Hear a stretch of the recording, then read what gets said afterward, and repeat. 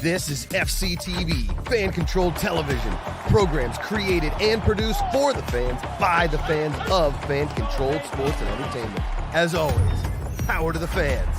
And now, it's time for the show.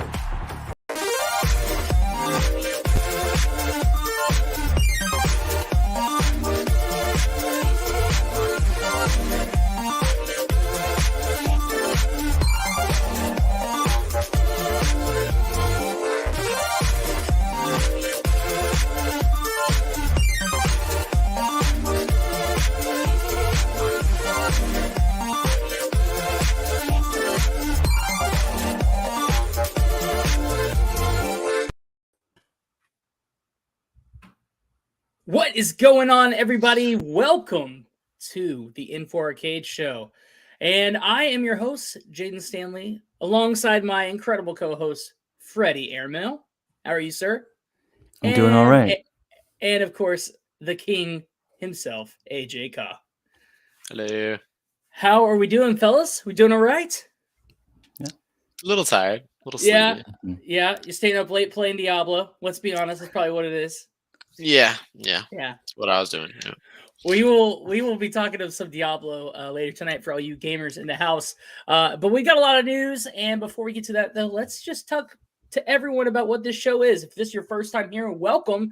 Thank you for everyone who's joining us live over on Facebook, YouTube, Twitch.tv, and Twitter. We are so excited to have you guys here on the show. This is the In4 Arcade Show, where each and every Tuesday night at 7 Eastern, 4 Pacific, we run you through the sports and entertainment news you need to know about. You can always catch us live here over on Twitch. You can chat with us like Peanut, Ruthless Cutie, and I even saw Jay Spacely. Oh, wow, Jay Spacely over in the chat.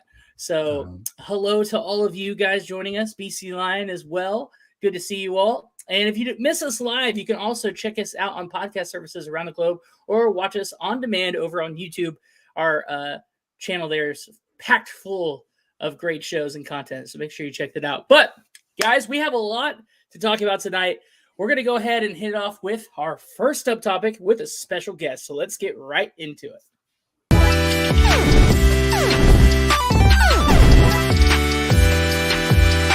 Let's go. And let's go with this topic. It's been all over Twitter, all over ESPN. It's quite the topic. It's not something that we typically would talk about here on the channel in terms of the sports. Not something that gets a lot of coverage here at In4 Arcade. So we wanted to bring in someone from the network that we consider to be, I would say, a resident expert of the great game of golf. That's right. We're bringing on the one and only Josh Macuga to the show. Everybody say what's up to Josh Macuga. Hey, then four. Oh, that was for you, AJ. That one was for you. Trying to wake you up a bit, bud. Come on. Yes, okay. You gotta watch out. Honestly, I've got to.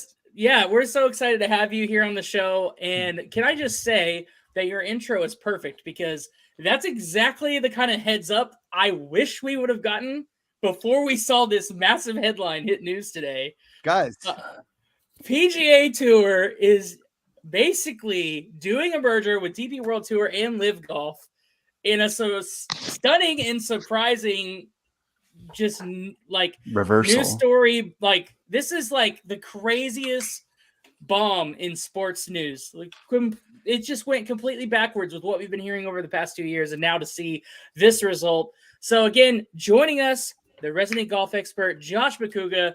Tell us your take.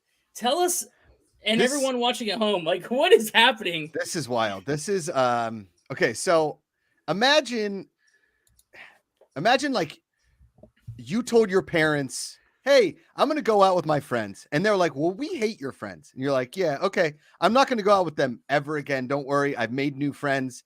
Everything is fine." And then they come home and all of your friends have trashed their house. Like, this is what Jay Monahan just did. All of these guys that were offered millions and millions of dollars to go to Live and said, "No, I'm staying loyal to the PGA Tour," stuck loyal to the PGA Tour, while their peers went over there and didn't make like a couple of $1 million. Yeah. Phil Mickelson got paid $250 million plus his tab at Caesars. Okay. Bryson DeChambeau, $175 million. Brooks Koepka, $200 million.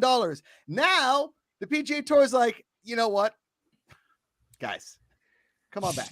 Okay. Yeah. We're going to take all of the Saudis' money as well. Forget all of our golfers that stayed loyal. We don't care. We don't care.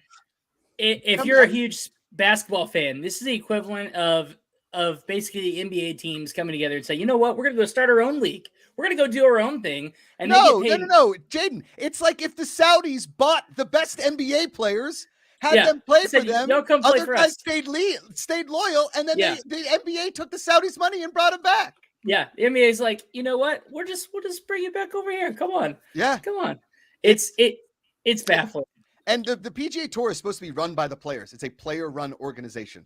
Okay? Right. They're Through their player agency. Yeah, they're all 1099 employees. They're independent contractors. This is the first year that they've even got like a base salary just to like help pay their caddies and pay their travel and all that kind of stuff. Okay, this is the first year and Liv basically pushed that envelope. And now they're saying that all of that money, all of that stuff that we said about Liv and all of like the atrocities that the Saudis, and then Jay Monahan doesn't tell the players, and he goes on CNBC with the guy that he has insulted for a year. Yeah. Like hugging, shaking hands. We had lunch, we played golf. It was perfect. And then they're together now. Yeah. Yeah. It's crazy. It is the ultimate like stab in the back to the people who have been on your team, who have been on your side. They said, look, we believed in what the PGA Tour has done for us in our careers all of these years. And so now we are going to stay loyal to you. We are going to give you our devotion. No money can get us to move away from what you guys have done for us in our careers to bring us to this point. We're going to stay loyal. And then to be like, oh, by the way, the league that you just stayed loyal to, yeah, they just went over there to those guys that stabbed you as players in the back, stabbed your league in the back, and they rewarded them by letting them go off and get a payday and come back with no questions asked, no punishment. Like, we don't know the full details of how this is going to shake out, but I can tell you it's not good. It's here's the thing. For golf fans, it's great. Yeah. We finally get all the guys back in one place, and we might actually get a team aspect to golf, which I think is the only way. You have to have some kind of team aspect going forward. I want it to be like F1. I want a constructors series with like Ping, Nike, Titleist, TaylorMade, all the major club makers. Everybody has a team, and you start different players, sort of like you would on a DraftKings, and you have a constructor series with golf. Yeah. Which is what Liv was trying to do. Instead, they had like some silly names and awful logos. Kind of looks like they just had AI designed logos for their teams. I would like to hear Freddie and AJ's take on this whole thing. I know they're not golfers, but they've at least got an opinion. Yeah, for sure. Go ahead, one of you guys. Take it away. I mean, the comparison you guys made, if like, let's say Saudis made another league and bought all the NBA players, and then the NBA was like, you know what? Screw our own NBA players. Let's go grab the other guys back. I think that's fair. Like, genuinely. I mean, like, imagine when you put it in that situation, imagine LeBron James leaving to go to China just because China's paying people better. I mean, you can't blame him. I wouldn't be upset. So just make the NBA better. That's kind of my mentality. And, he saw the writing on the wall, right, AJ? Like, he saw the writing in the sense that, first of all, the legal fees were going through the roof. Golf was split. Smart. Yeah. Listen. It's business, baby. Business. Hey. And if you think for 1 second, yes, the Saudis, the atrocities, all that kind of stuff, everybody's going to say what they want in the press. But guess what? Every entity that you work for, everything that you do in your life is touched by Saudi money. It is. Everything. Just like NFT money now. NFT. It's all of it. All the all the oil, every sport, every channel you watch, everything has the Saudi investment in it. It's true. Yeah. But what does this say for the precedent of other sports? Do we start to see similar things happen? What do you mean? It's even more control. Yeah, it's already there. It's already there. Yeah. Well, I mean, we're seeing it in European soccer, and there's such buy-in from Saudis into teams and things like that. Formula One, IPL, English Premier League soccer. AJ, go on. You can rip it apart. Wrestling. Wrestling. even the NFL, if you think about it, there's still connections to certain teams back to Saudi money. So like, yeah, all Yeah. over, man. It's true. Freddie, Yeah. what was your take on this whole apocalypse of golf? Well, first of all, I'm not going to throw accusations of silly logos and silly team names at anyone when we've been getting that in our direction at FCF for a long time. Come regardless of on, you- those are fan made. They are It- all 100% genuine Correct. and amazing. Yes. Okay, it's fine when we do it. But with this whole thing, you know, if I had reason to assume that, you know, the PGA players were involved in it, and there was this sort of negotiation where, you know, they kind of tried to resolve the issues that the guys who went over to LIV had, which was that they weren't getting paid enough. And if I thought that this was supposed to be sort of a reconciliation of all those issues, I might not have such a problem. But seeing that a lot of the players on the PGA learned about this from Twitter, Correct. That's the big issue. It's like, you know, breaking up via text, except there's millions of dollars on the line as well. It's like your parents getting divorced and you finding out via Twitter. Yeah. And It's you've like, been written wow. out of the will.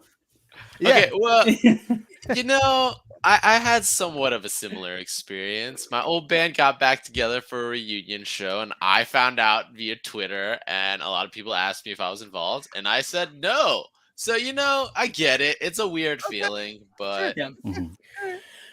One of the things that just is probably the most stunning and shocking like revelation that I've uncovered through this news story is that from rumors and speculation is that LIV Golf was struggling. Like Rumors and speculation. It was like struggling. that's what I'm saying. Nobody so like, was watching. Liv is tanking so hard, and all the PGA players that stayed loyal are like, okay, if anything, that they got their comeuppance. They got what was coming to them. We're safe. We're continuing this, and now to see them being dug out from literally almost drowning in the water, like just they were neck deep in it. The Saudis had weren't no gonna- idea. They weren't going to live for much longer. Yeah, correct. And the Saudis knew. I mean, they poured billions of dollars into this, which is again a drop in the bucket for the Saudis, right? And so they saw the writing on the wall. So I'm sure they went to Jay Monahan. They were like, "We bury this legal battle," because they were spending millions in legal fees. And again, the PGA Tour doesn't have the same amount of money that the Saudis do, clearly, but it's not like they're hurting for money. Right. The thing that people don't understand, and probably the biggest news of all this, is that the Saudis now own a major sports league in the United States. They own part of it, but they are still a major owner of the league, not just a team, not just some players. The league itself. The league itself. So you went from, the PGA Tour is a nonprofit entity that donates a ton of their money to charity. Okay. Yeah. And they regulate under a 501c. That's a nonprofit organization. Now they are going to have that nonprofit organization and also have a for-profit portion that the PIF is investing in. What does that look like? How does that pan out? Do the players get paid a lot more? Yeah. It's a wild time in the world of golf. It's like wrestling, but not as crappy. Yeah. Yep. Of course. That was for you, AJ. That was for you, buddy. With more So realistic storylines. Which of these three leagues is the AEW? That's my question. The AEW of golf. I would say, AEW is probably doing 30 times the numbers that LIV Golf was. Which is... AEW just sold out a big arena in England. So yeah, that's wild. Where is AEW still independent, or is it part of WWE now?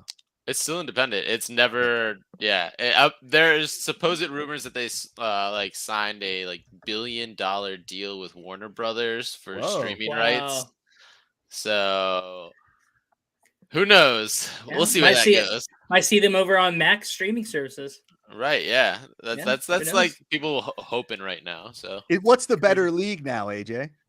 As far as what do you looking for? I have no idea how wrestling works. Is it talent? Is it?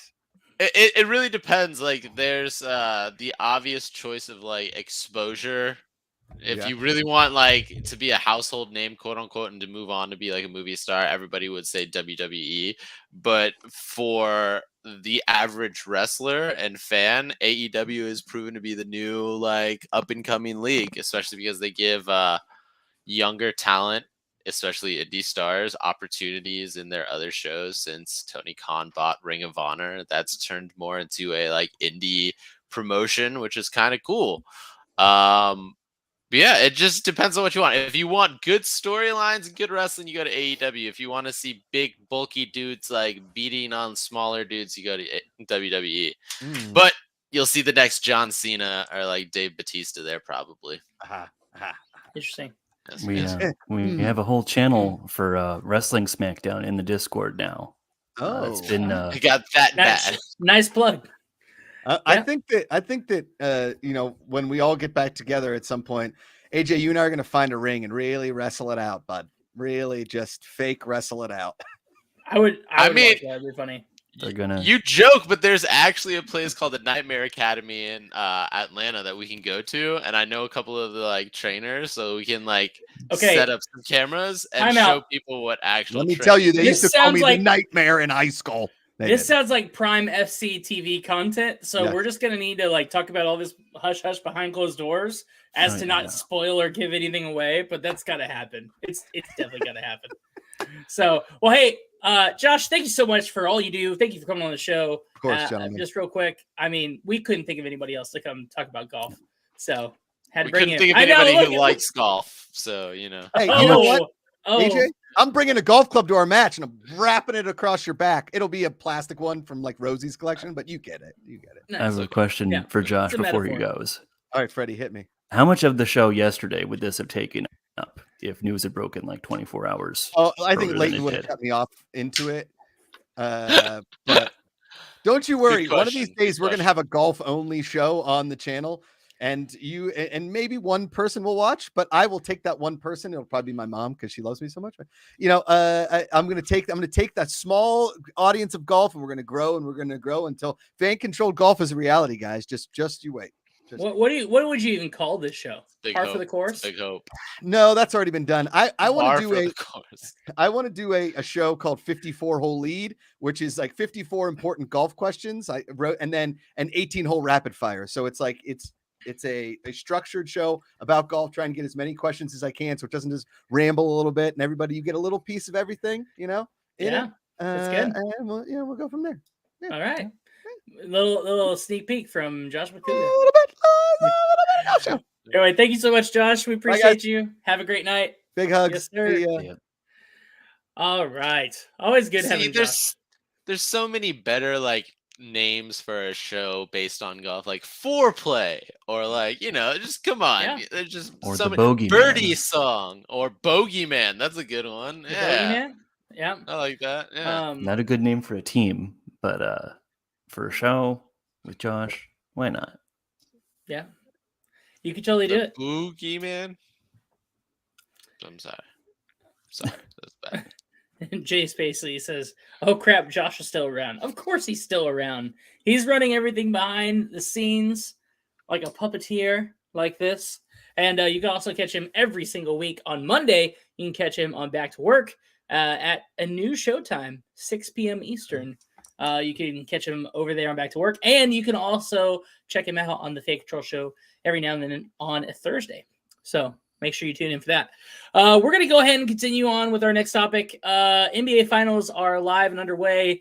We are only 2 games in. It's tied up. Much to my surprise, it is tied up.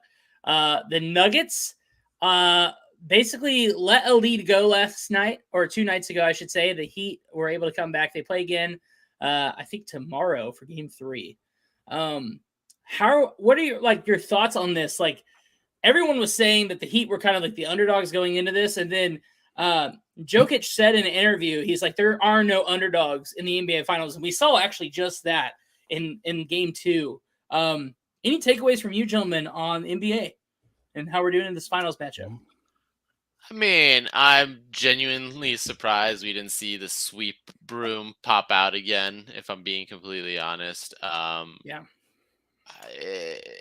I'm glad that it's more of a, kind of a battle between the two, but I think he's right. You're not going to see any, like, like bad team in the playoff. So I'm glad it's turned out this way. I wasn't expecting it. I still think like Nuggets in 5, but hey, I'm glad. I'm glad it's not just a sweep because that would have been boring. Nobody likes. I think it goes to Game as a 6. sweep. I think it goes I Game don't. 6. Yeah. I don't. Well, You But think it's a gentleman's sweep at this yeah, point? yeah. It's going to be interesting now because as someone pointed out, I think on ESPN over the last couple of days, it's now essentially a 5-game series where Miami now has home court advantage. They have 3 of the 5 games at home, and so if they can keep doing well when the games are at them, then they don't have to steal another game from Denver in Denver. I think it's a good. They really have to capitalize at home. Oh yeah, it's a good thing that Jokic has the mentality that he has, or at least that he's espousing, that there aren't underdogs. You can't just coast based on having been the 1 seed in this tournament while the other team is the 8 seed. They're at this point in the thing for a reason. So it's a good mentality that you can't just coast along based on what you've done already. You had to keep doing that in order to achieve the greatness that they're seeking for the first time in franchise history. Yeah. Who do you guys think gets MVP in the finals? You think Jokic has it already in the bag? Yeah, I'd be pretty shocked if he did it. Jamal Murray is playing out of his mind, but if it's not him and the Heat win it, it's got to be Jimmy B. So if the Heat win, it's Yeah. Jimmy B no matter what. Yeah. So, Those sound right. It's hard to argue against Joker. I don't know what's going to happen in Canadian Soccer Championship, whatever that BC Lion brought up, because I haven't tuned into that at all. But Canadian Club Championship, Vancouver versus Montreal. Let me tell you, no one knows because no one outside of Canada has been paying attention. I'm sorry. Yeah, I just watched the Vancouver Whitecaps in MLS get spanked by my St. Louis City 2 weeks ago. So, I mean, I'm pretty high on the BC Lions this year. I think the quarterback that they have is going to do pretty well in replacing the quarterback that they just lost to the Jaguars. But yeah, that's what I know about Canada right now. Yeah. Oh, Canada. And the Wildfires. Deanna Aller over on YouTube says, is Johnny going to play? If you're talking about FCF, I mean, there's no telling if Johnny's going to play. I mean, that man's a wild card. He could like show up in the 4th quarter and like totally like play or not. He might just be hanging out on the sideline. You never know with that guy. Like, he's the wildest of cards. Back to another comment here from Peanut says, let's talk about another championship here. The NHL Stanley Cup happening. Golden Knights are up 2-0 over the Florida Panthers. 2-0. Do we see a clean sweep there from the Golden Knights of Vegas? Or do we see the Panthers making a comeback here? What do we see happening over in NHL real quick before we move on? Another gentleman's sweep, man. Yeah, 5 just games. Because, that's what I said. I mean, I think the Knights have it in them to like actually sweep them. They're the better team, obviously. If you watch the games, they're clearly hand and over foot the better team, skill and every wise. But you just can't give it to them that easily. Like we talked about earlier, there's a reason why they're in the playoffs. There's a reason why they're in the finals. And Florida Panthers have good players, have a good team. They did well over this past season. But just I don't know. It's hard to not expect Vegas to sweep them. So I'm going to give them a gentleman's sweep. That's how I'm thinking. Fair enough. Florida could grab another game here. They've got the next 2 games at home. I'm not sure if NHL does a 2-3-2 playoff still. But they are there for a reason, but it does seem like Vegas is separating themselves by even more than it looked like they were going into this championship round. Yep. What the Bombs says, how many people actually watch the games of the FCF? And there's another comment above that. Yeah, I saw that one. I can't answer the first one. I can only answer the second one. We were getting 1 million viewers, unique viewers every match weekend. So where we were at. So- So, can't wait for next season. Can't wait to see those numbers pump back up. Maybe bring back the post game show. That was probably some of the most fun I had, AJ. So we did the post game show. I know you were busy running around with a camera all day, and it was chaotic, but that was so much fun whenever you get to hop on and do that. I mean, I enjoyed it. I feel like most of the people enjoyed just the chaos that was my corner of the screen. Because you guys had a show going on, and I had my own show going on. There's like you running or you hopping in an SUV, like back to the team hotel. Like there was no telling what was happening. Yeah, it's like an action show within a show, but first person, well, selfie perspective. Yeah, it was pretty great. All right, moving on to our next topic, NBA Finals. We think it is pretty much again. I think the Nuggets are gonna pull it off in 6. AJ, you're saying gentleman's sweep. Freddie, what are you saying? I'm saying 4 or 5. I think Well, can't be 4 because so it's got to be 5. Is what you're saying? Oh, are we back to basketball? Basketball, yeah. Sorry. Yeah, no. I think it could go to 7. I'm not really sure which way it goes. You know, I mean, if it goes to 7, that means it's So you're saying close all the way. I'll say Nice. it goes to 7. I'm not gonna say who wins that final game.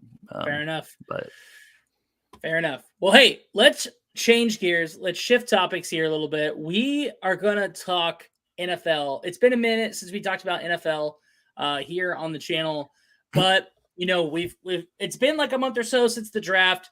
We've kind of seen some you know, free agency deals, some you know, roster re-signs and deal extensions and things like that happening across the league. And so we're starting to get a clearer picture of who's going to be on what team. And with that said, I want us to like dive through all of the NFL divisions and pick who we think is going to win the division and who we think is going to runner up. You guys game for that? So we're going to start in the AFC. We're going to start in the AFC. AFC East, we're going to go east to west here. Bills, Dolphins, Patriots, and Jets. You know, all the speculation with the Jets and Aaron Rodgers and then the Patriots, Dolphins, the Bills. Like, what are we seeing here? Do we see similar outcome? I'll start with you, Freddie. Who is your first pick? Who is your champion for that division? For my champion of that division, I'm going to go with the Bills. The Buffalo Bills, I think, are still going to be pretty good as they have been over the last few years. Maybe still not necessarily getting over the hump of making a deep playoff run or, you know, winning as many games as some of their big wins would have you think. But I still think they're going to be probably the best team in this division. Who's your runner-up? My runner-up, so I almost want to buy into the Jets hype as much as I think some people are, but I'm kind of pumping the brakes. You know, there have been other teams before where you get all this talent assembled and it just doesn't come together all right away. Yeah. So I'm going to say the Dolphins are my second place team here. Okay, so a repeat of last season is what you're thinking. Yeah. Good picks there. AJ, AFC East. I'm gonna go Bills. Bills. Runner up. Dolphins. Okay. I am going to go Easy. Bills. And I would say Dolphins. I just question what they're going to be able to do. I don't know how Tua is going to do, what his status is going to be. I feel like he's just going to continue to be on the IR on and off throughout the season, which doesn't give me a lot of hope in the Dolphins.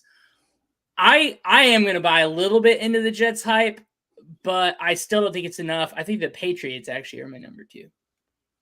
Okay.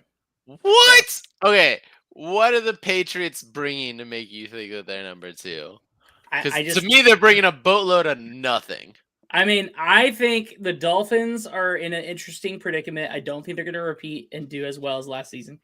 And I don't think the Jets are going to be able to be. I think Jets are going to Jets. That's what I think. So that leaves the Patriots. I'm going with Patriots.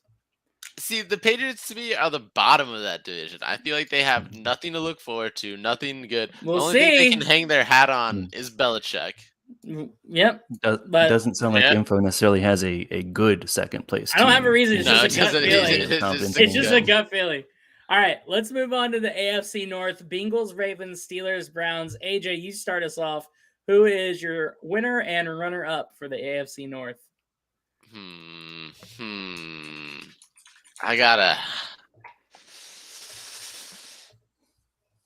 I'm gonna say the Bengals. Obviously, I think Burrow's still got it in him. I think that team is still consistent enough to be the number one. Number two is what's giving me pause, because I want to say the Browns. The Browns have the makeup to be a good number two for that, but I think I'm gonna go Baltimore. I'm gonna go Baltimore. Yep. I'm going Baltimore number one. I think Lamar Jackson signing with OBJ. I think it's just a recipe for success in Baltimore. I think Joe Burrow is going to do good, but not as good as Ravens. So, Bengals are my number two. Freddie. Okay. This one's tough because this has been a division really ever since the Browns climbed out of the basement once they got Baker Mayfield, and then beyond that, this has been a division where the last place team has consistently been at like 6, 7, 8 wins. There hasn't really been a truly terrible team in this division for a while.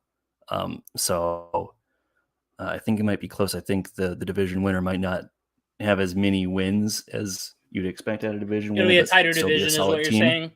Yeah, it'll be tight. I'm picking the Bengals to be top, and then I think the Ravens are starting to put enough around Lamar Jackson. He seems to be happy enough with the new situation, with the new deal. And I think they can at least get second. Maybe that propels them all the way up to first. Now here's my thing. You guys both put Ravens at number two, and you know what? Like, I respect that opinion.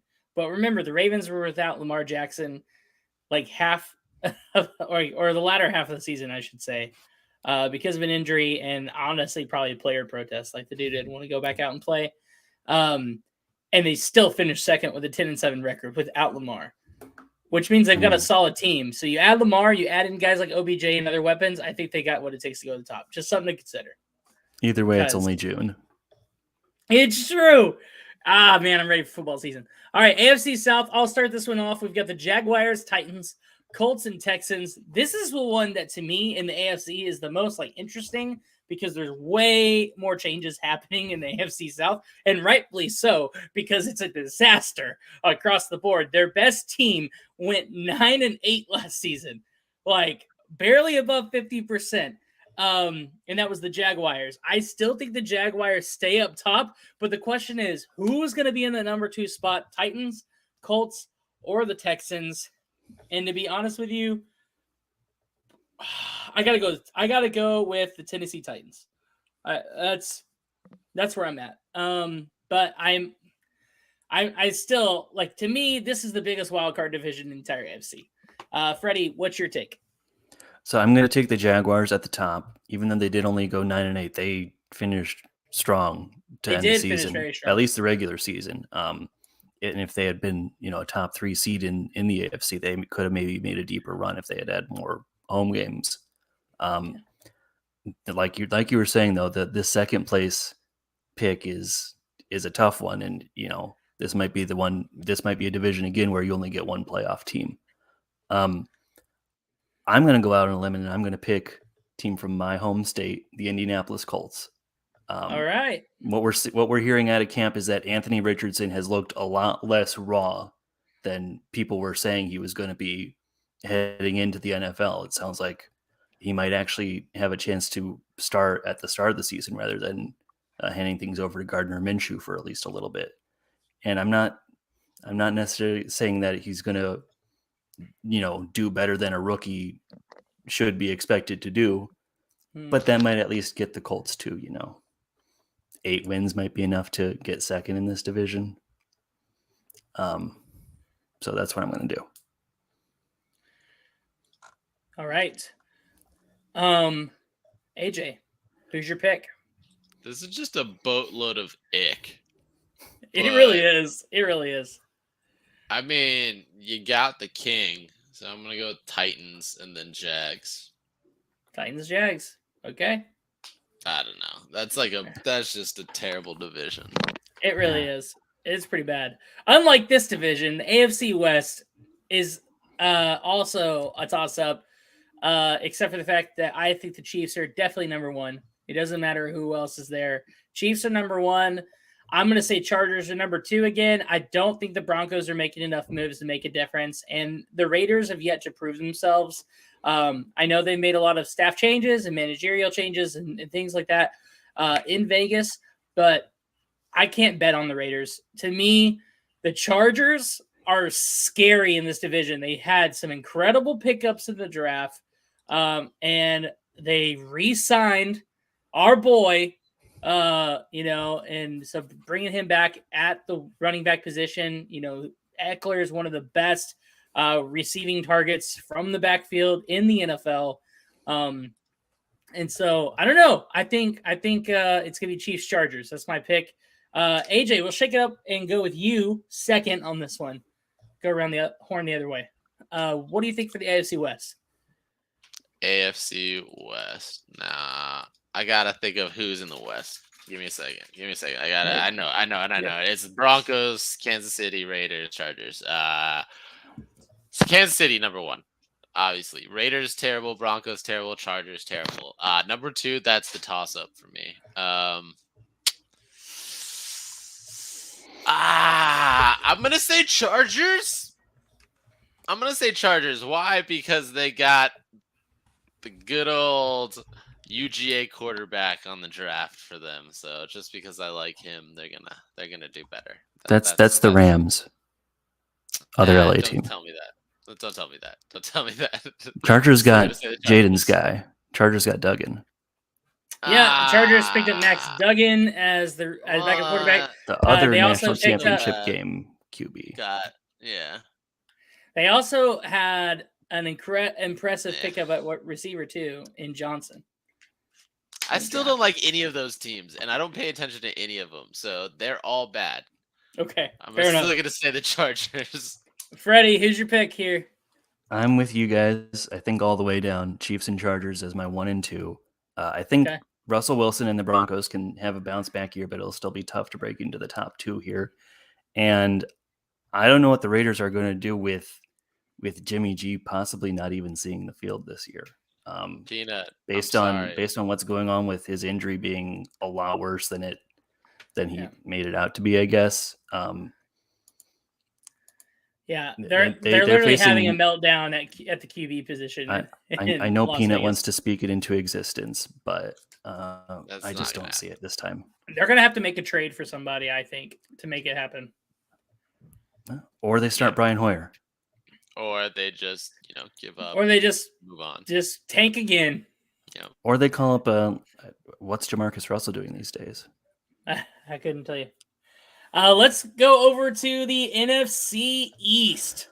Super Bowl runner-up Eagles against the Cowboys, the Giants, and the Commanders. Again, this was the division to watch in football last year, especially in the NFC. It was very competitive. Even the Giants, who were a 9-7, still, they lost a lot of very close games. They were highly competitive. They just lost games in the final minutes.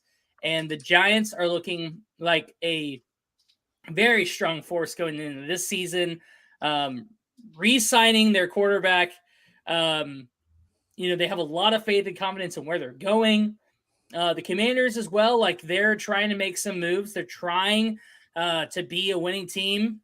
But no one went negative. Everyone was a over 50% team. Who do you guys have? Freddie, I'll let you go first on this one. NFC East.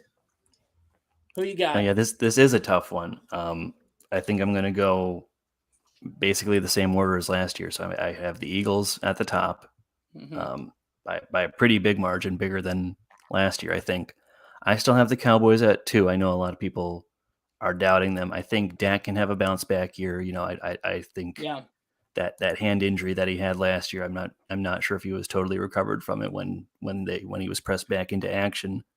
But the Giants can easily challenge for that. I think last year was kind of a year where Daniel Jones slowly regained his confidence in his abilities, and now with a whole year and a whole off season with that in mind, and then even the Commanders are going to be a tough out with Eric Bieniemy as their OC now. I think he's going to get a lot out of Sam Howell. We saw him take down the Cowboys when they needed a win at the end of the regular season last year. But I've got Philly and Dallas as my 1 and 2. I mean, yeah, pretty much the same. Philly for obvious reasons, number 1, but it's hard to really pick a number 2. Ball are pretty bad, but you got to give it to the Cowboys being a little better than the rest at being bad. Less bad, I guess. They're less bad. Jalen Hurts and the Eagles, they really showed me something last year. I was super impressed by them. I think they're going to make another run for a Super Bowl contender this year. So Eagles number 1, Cowboys I think are number 2. But yeah, who knows, man? NFC East, the whole door could be blown wide open. Going to the North, the great white North of the NFC, the Vikings, the Lions, the Packers, and the 3-14 last year Bears. The Bears in Chicago have a lot of work to do. I personally think that the Lions, this is their year. I think the Lions are going to go number 1 this year. Vikes number 2. That's it. Freddie. AJ, what do you think? No, I think Vikings probably number 1. I don't want to say Lions. I like number 2, Kirk Cousins, but but is that guy going to retire? He's getting up there, man. I mean, all of these teams are bad too. There's very few good teams in the NFL. I'm starting to realize. Outside of that big top 6 that I had last year, there was the top 6 teams that really separated themselves from the rest of the pack. For a lot of the latter half of last season, I had the Lions at 7 based on not their record, but how they were performing at that point. And I'm willing to carry that into this year. I think they can win the division, and I don't think that the Vikings can count on going 11-0 in 1-score games again. And so I think they're going to regress. They are, I think, the first 2022 division champion that I don't have in my top 2. I'm going to go with the Packers, but it's kind of a low confidence. We had to see how the transition with Jordan Love works out. Yeah. Okay. All right. So there it is.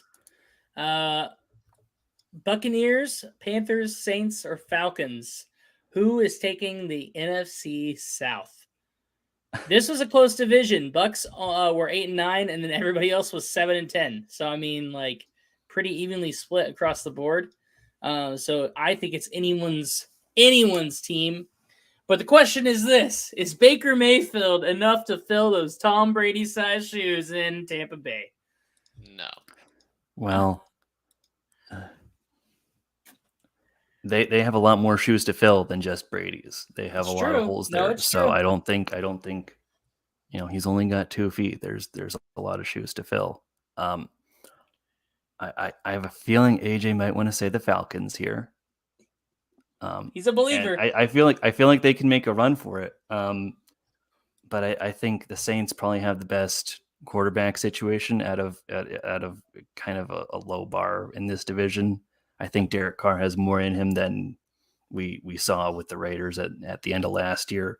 So I'm going to go with the Saints to win the division, but they might only do it with 9 or 10 wins. And then I'm going to go with the Panthers second. But it should be a tight battle with those two and the Falcons. I think it's Saints Falcons is my pick. I don't know. I can't see the Panthers going number 2.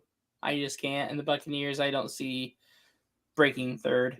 I think they're going to stay at 3rd. I don't know. I mean, to me, it's Saints or Falcons, give or take. Like, either one could be 1st, either one could be 2nd, but those 2 are my top 2. That's my call. AJ. Falcons number 1. You guys aren't giving Desmond Ridder the love and respect he deserves. He's the man who retired Tom Brady. He sent him into the postseason with a loss, and that loss continued on. Yeah, they're a young team, and they also got Bijan, man. The guy is literally probably the best player that came out of that draft. The team was already great to begin with on running. So to add another situation like this just makes it easier and better. Yeah, Falcons all day, baby. Maybe Saints just because they got a veteran in Carr, but I don't even think the Saints are that much better than everybody else like you guys do. So Yeah. I'll say Falcons Saints. I think the reason Carr works for the Saints is the same reason that Drew Brees worked for the Saints. I just feel like that organization just does really good with veteran quarterbacks. That's what, to me, that was the only reason I gave the Saints as much equity with Derek Carr as I did. It's just because I look at the example of Brees. But I mean, every quarterback's different, so we'll see. Okay, yeah. NFC West, our final division before we move on topics. This one to me is going to be very different from last year in terms of how well it performs. Overall, this division was kind of atrocious on the bottom half. Cardinals went 4-13, Rams went 5-12. I think the Rams do a lot better this year. They're not as they don't have as many injuries that they're working with, and I do think this is Sean McVay's last year as head coach of the Rams. That's just what I'm predicting. I think that the Rams are going to actually do very well this season, but I don't think they're going to do better than the 49ers. Sorry, Jose Ruckus, if you're watching, but your Seahawks are going to be third in this division. 49ers number 1, Rams number 2. Okay. I still have confidence in the Seahawks. I have the 49ers at the top. I still think the Seahawks can be the second best team, especially, we want to see where Geno Smith goes from here. He was written off going into last year, and we all know he didn't write back, except in his actions on the field. And I think they can sustain it. I don't think we're going to see like a Ryan Tannehill-esque trajectory where he has the one good comeback season and then kind of trails off. Yeah. So for now, I have the Seahawks at 2 and the Rams at 3. And the Cardinals are shooting for number 1 draft pick. Yeah, sounds about right. AJ. I mean, pretty much the same thing as Freddie. Yeah, I mean, the Cardinals. Nah. Yeah. Same thing. Yeah. This is another one of those divisions where I'm like, yeah, it's like there's not a lot to look at. There's not a lot to show say. Hey, you want to know how bad a division is? Look at their conference record. The conference record for the 49ers was 10-2. Conference record for the Seahawks 6-6. They were in second place with 6-6. And then the Rams and Cardinals tied for 3 wins, 9 losses in their division. Yikes. Yeah, not great. Not anyway. The best.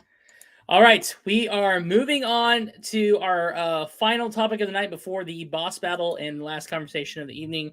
But the last conversation I want to have is going to be more than a boss battle because we're talking Ted Lasso.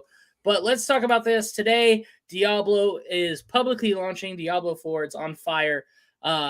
This game has had incredible breakout reviews. I'm talking like this is a potential game of the year contender in terms of what the take is. Some people are saying at NPR are saying it's a near perfect action RPG experience. It's kind of crazy impressive considering that the remake Diablo 2 was like nowhere near this good or well produced. But what has your take been, gentlemen, on Diablo 4? Have you played it? Are you looking at playing it? Like, what's your take on it? I feel like I need to play 1, 2, or 3 first. I haven't been a Diablo player. Bro, you got to play it. It's pretty hype. there's a lot of football going on right now, though. So I have to be plugged into that matrix for now, at least. But I mean, I am hearing a lot of those good things about it. Hearing you guys and D's and a lot of other people get hyped up on it. So Let me give you guys the review scores. It got a 90 on Metacritic. It got a score of 100 on Windows Central, a score of 100 out of 100 on GameSpew, 100 on Dextero. VGC gave it 100. GameRant gave it a 90. Twinfinite gave it a 90. IGN gave it a 90. VG 247 gave it an 80. GameSpot gave it an 80. Gamers RD is 70. The only one that gave it a really bad review was The Guardian. They gave it a very mixed score of a 60. But for the most part, pretty high praise. AJ, what's your take on it? I'm excited. I have been playing already. What class did you end up going with?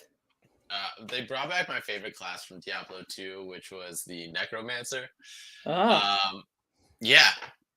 I love having an army of undead just walk around and kill people for me and not let anybody get close to me. Yeah. It's great. That is pretty cool. Usually I'm the type of guy that likes to be like a warrior or like in the midst of the battle. Not this time. I like having a large army and just keep everybody away. And I'm just like exploding corpses all around. It's great. It's fun. And this game is awesome. I love it. It's very addicting. Fair enough. Freddie, I know you're not a big gamer, but you definitely got to get in on this one. I'm also not a big streamer. That's why I'm holding the snowball mic, Andy. Yeah, there you go. It's a work in progress. Okay.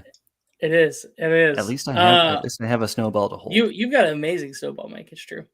Those are really top tier mics. I've got to say, And he froze. We'll never know what he has to say. Oh.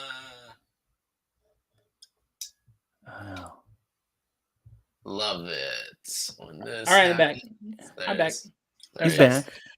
So I played a rogue in Diablo 3. I like the range aspect, kind of like you, AJ. Like I like being in a distance.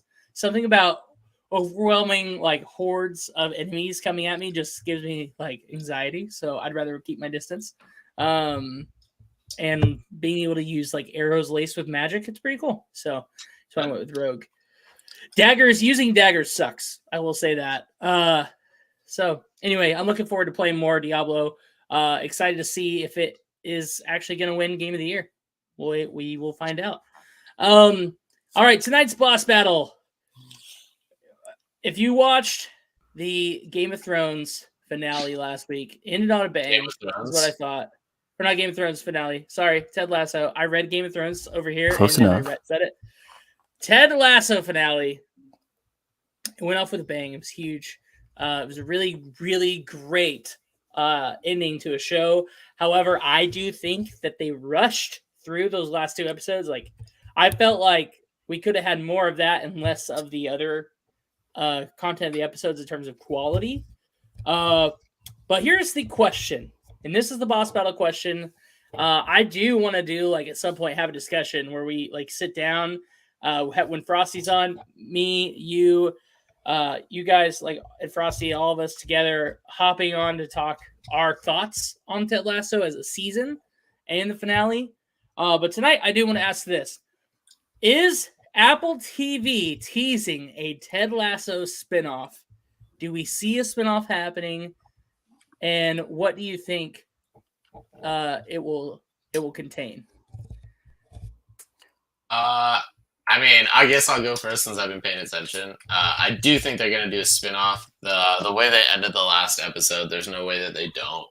Like, it just seems like they were just, like, leading to a spinoff really hard, especially with, like, whether it be Keely and her own KTP or whatever situation, like a real positive girl message show, or it just looks like a normal spin-off of like, you know, the Richmond Way kind of situation with what they alluded to as the Yeah. team at the end. Ted says it changed the name. It was never about me anyway.